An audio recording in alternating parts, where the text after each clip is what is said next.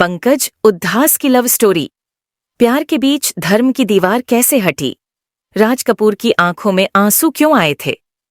America के taxi वाले ने पंकज उद्धास के साथ क्या किया? उनकी सबसे मशहूर गजल कौन सी है?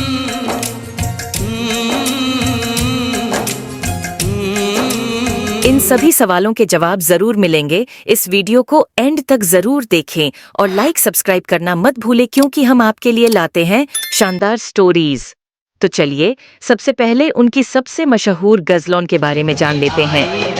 वतन से चिट्ठी आई है, बड़े दिनों के बाद थोड़ी पिया करो,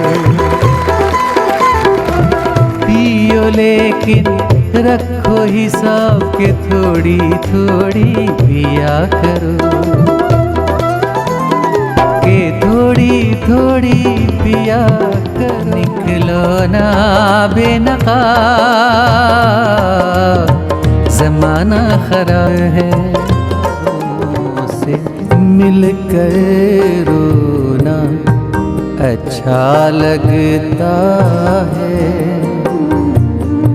हम भी पागल हो जाएंगे ऐसा लगता है।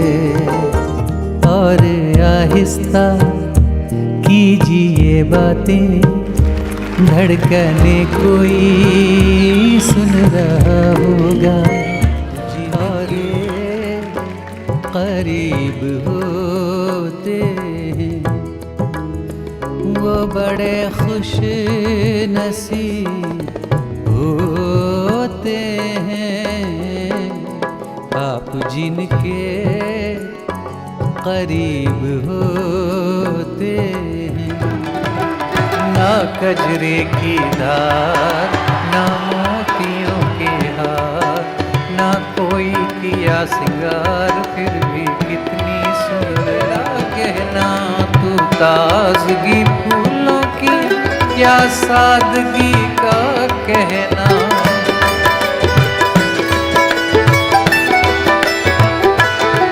सिंगार तेरा यौवन, यौवन ही तेरा गहना तू। आपकी सबसे फेवरेट गजल कौन सी है? कमेंट करके हमें बताइए। पंकज उधास के गायक बनने की कहानी बेहद दिलचस्प है। 15 मई 1951 को गुजरात के एक जमींदार परिवार में पैदा हुए पंकज उधास के पूर्वजों का गाने बजाने से कोई ताल्लुक नहीं था। पंकज के दादा भावनगर स्टेट के महाराजा के डिप्टी दीवान थे। इसी वजह से पंकज के पिता अक्सर महाराजा के महल में जाया करते थे। वह सरकारी नौकरी में थे। एक इंटरव्यू में पंकज उद्धास ने बताया था कि महल में ही उनके पिता की मुलाकात उस जमाने के एक मशहूर बीनकार अब्दुल करीम खां से हुई। खां साहब बीन बजाया करते थे। पंकज के पिता ने बीनकार से जिद की, वह भी बीन बजाना सीखना चाहते हैं, लेकिन खां साहब इसके लिए तैयार नहीं हुए। उन्होंने पंकज के पिता को समझाया कि वह दीवान के बेटे हैं, इसलिए उनके लिए ये सब सीखना आसान नहीं होगा। लेकिन पंकज उधास के पिता नहीं माने। अंततः उन्होंने खां साहब से दिलरुबा बजाना सीखा। काम से लौटने के बाद पंकज के पिता बड़ी तल्लीनता के साथ दिलरुबा बजाया करते थे। उसकी आवाज पंकज को भी खूब भाती थी। हालांकि संगीत में उनकी कोई रुचि नहीं थी। तब वह 6-7 साल के थे। पंकज की माँ भी सुरीली आवाज की मालकिन थीं और पारिवारिक कार्यक्रमों में गाया करती थीं। इस तरह संगीतमय माहौल में पंकज की परवरिश हुई और तीनों भाइयों मनहर और निर्मल का संगीत की दुनिया में पदार्पण हुआ। इंटरव्यू में पंकज ने बताया था कि वालिद साहब जो साज बजाते थे, हम उसे उत्सुकतापूर्वक सुना करते थे। हम सोचते थे कि ये कैसे बजता है। मुझे लगता है वहीं से मेरी शुरुआत हुई। मेरे 2 बड़े भाई हैं, मनहर और निर्मल। मनहर मुझसे 8 साल बड़े। पहले वह स्कूल में गाते थे, बाद में लोकल लेवल पर गाने लगे। हमारा बचपन राजकोट में गुजरा। वह राजकोट में गाते थे, हम देखने जाते थे। वह एक माहौल था, म्यूजिक था। उस माहौल ने कहीं न कहीं हमें मुतस्सिर किया। डॉक्टर बनना चाहते थे पंकज उधास। बचपन में पंकज उधास ने सोचा था कि वह बड़े होकर डॉक्टर बनेंगे, लेकिन उनके पिता ने उनके रुझान को समझा और सलाह दी। पंकज ने बताया था, मैं डॉक्टर बनना चाह रहा था। मेरे पिता मेरा बहुत ध्यान रखते थे। वह बहुत ही संवेदनशील थे। शायद म्यूजिक की वजह से वह ऐसे हो गए थे। उन्होंने कई बार मुझसे कहा कि आप डॉक्टर बनना चाहते हैं तो बेशक बनिए, लेकिन यह जरूरी नहीं है कि आप डॉक्टर ही बने। आप डॉक्टर तभी बने जब आपको लगे कि आप डॉक्टर बनना चाहते हैं। शायद वह जान गए थे कि मेरा रुझान किस तरफ है। वह जान गए थे कि उनके बच्चे का दिन हारमोनियम बजाते या गाना गाते बीतता है। ये एक नेचुरल प्रोसेस था। पंकज उधास का करियर। पंकज उधास की शुरुआती जिंदगी भावनगर में बीती। बाद में उनका पूरा परिवार मुंबई आ गया। उन्होंने मुंबई के सेंट जेवियर्स कॉलेज से बैचलर की डिग्री, साथ ही मास्टर नवरंग से इंडियन क्लासिकल की ट्रेनिंग ली।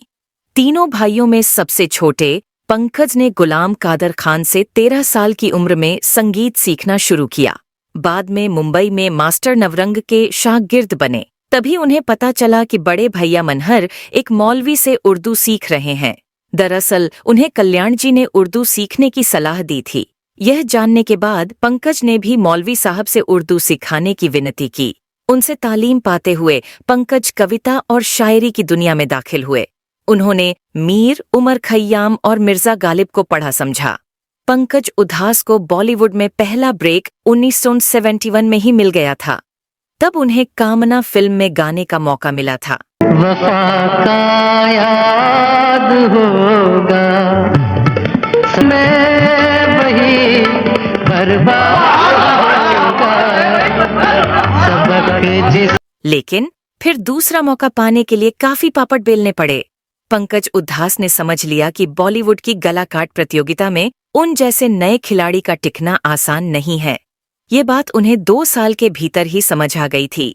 तब तक वह गजल गाने लगे थे और उन्होंने फैसला लिया कि अब केवल गजलों पर ही ध्यान देना है, बॉलीवुड के पीछे नहीं भागना है। वहां भी उन्हें काफी मशक्कत करनी पड़ी, लेकिन 1980 में जब उनका पहला एल्बम आहट आया तो उनके लिए सफलता के दरवाजे खुल गए। न केवल गजलों की दुनिया में बल्कि बॉलीवुड में भी उसकी कामयाबी आलम ये हुआ कि 2011 तक उनकी 100 से ज्यादा गजल एल्बम मार्केट में छा गईं। इस दौरान उन्हें बेशुमार अवार्ड से नवाजा गया। भारत चीन युद्ध के दौरान दिया था पहला स्टेज परफॉर्मेंस। पंकज ने अपना पहला स्टेज परफॉर्मेंस अपने बड़े भाई मनहर उधास के साथ भारत चीन युद्ध के दौरान दिया था। उन्होंने ए मेरे वतन के लोगों गया था। पंकज उधास के लिए मील का पत्थर साबित हुए जब उन्हें नाम फिल्म में चिट्ठी आई है गाने का मौका मिला। इसके बाद घायल, मोहरा, साजन, ये दिल लगी और फिर तेरी याद आई जैसी फिल्मों ने उनकी शोहरत में और इजाफा किया। पंकज उधास की पहचान आम तौर पर ऐसे गजल गायक के रूप में होती है जो शराब और मैखाने से जुड़ी गजलें गाता है, लेकिन उनकी यह पहचान बाजार की साजिश का नतीजा है और इससे वह खुद बड़े नाखुश थे। साल 2001 में इस नाखुशी का इजहार उन्होंने एक इंटरव्यू में भी किया था। तब पंकज उधास ने कहा था, मेरी गाय हजारों गजलों में से महज 25 के करीब शराब पर है। अफसोस कि म्यूजिक कंपनियों ने उन्हें ही कंपाइलेशन के लिए चुना। ये मार्केटिंग का बुरा तरीका है। जब मैंने उन गजलों को रिकॉर्ड किया था तो मुझे जरा भी एहसास नहीं था कि ऐसा होगा। पंकज भले ही सिंगर हो, लेकिन उनकी प्रेम कहानी बेहद फिल्मी रही है। चलिए आज उनकी लव स्टोरी के बारे में जानते हैं। कैसे हुई पंकज की फरीदा से मुलाकात? पंकज की लव स्टोरी की शुरुआत 70 के दशक में हुई थी। उनकी लव स्टोरी में उनके पड़ोसी का बहुत बड़ा हाथ रहा है। दरअसल पंकज उधास की उनकी पत्नी फरीदा से पहली मुलाकात उनके पड़ोसी ने ही कराई थी। उस वक्त पंकज उधास ग्रेजुएशन कर रहे थे, वहीं फरीदा एक एयर होस्टेस थीं। पड़ोसी से कराई मुलाकात में पंकज और फरीदा की दोस्ती हो गई थी। इसके बाद दोनों की मुलाकातों का दौर शुरू हुआ। लगातार एक दूसरे के साथ वक्त बिताने के बाद दोनों एक दूसरे के करीब आ गए और एक दूसरे को दिल दे बैठे। प्यार के बीच आ गई थी धर्म की दीवार। दोनों ने जल्द ही शादी करने का फैसला ले लिया था, लेकिन दोनों के बीच धर्म की दीवार आ खड़ी हुई थी। दरअसल पंकज उधास हिंदू थे और फरीदा पारसी परिवार से ताल्लुक रखती थीं। ऐसे में दोनों की शादी में परेशानी आ गई थी। पंकज की फैमिली इस रिश्ते से राजी थी, लेकिन फरीदा के घर वालों उनकी इस शादी से खुश नहीं थे। लेकिन यहाँ पंकज दोनों परिवारों की रजामंदी से ही अपना घर बसाना चाहते थे, इसलिए दोनों ने तय किया जब दोनों परिवार राजी होंगे तभी शादी करेंगे। हालांकि कुछ समय बाद फरीदा के घर वालों ने भी शादी के लिए हामी भर दी और दोनों ने शादी कर ली। पंकज उधास और फरीदा की 2 बेटियां हैं, रेवा उधास और नायाब उधास। राज कपूर और पंकज उधास का एक किस्सा बताया जाता है। चिट्ठी आई है गाने की रिलीज से पहले किसी दोस्त ने राज कपूर को डिनर पर घर बुलाया था और पंकज उधास का यही गाना चला दिया। गाना सुनते ही राज कपूर की आंखों में आंसू आ गए थे।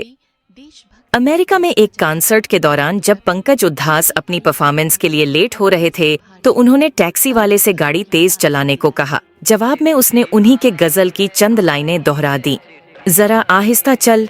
तो पंकज ने कहा, भाई लगते तो गोरे हो, हिंदी जानते हो? उसने बताया कि वह अफगानी है और उनका फैन है। एयरपोर्ट छोड़कर वह गले मिला और टैक्सी का किराया भी नहीं लिया। 1981 से 1990 के बीच मुंबई में एक दुकान हुआ करती थी, रिदम हाउस, जहां हर हफ्ते एक चार्ट लगता था जिसमें सबसे ज्यादा बिकने वाली 10 एल्बम के नाम होते थे। उस चार्ट पर 1981-1990 के बीच हमेशा ही पंकज उधास के एल्बम का नाम होता था। लोगों को लगने लगा था कि यह पंकज तो इस चार्ट से हटता ही नहीं। साल 1990 में पंकज उधास कई म्यूजिक वीडियो में नजर आए। पंकज उधास के एल्बम स्टोलन मोमेंट्स का एक गाना आहिस्ता कीजिए बातें भी काफी पॉपुलर हुआ। इस गाने के वीडियो में समीरा रेड्डी नजर आई थीं।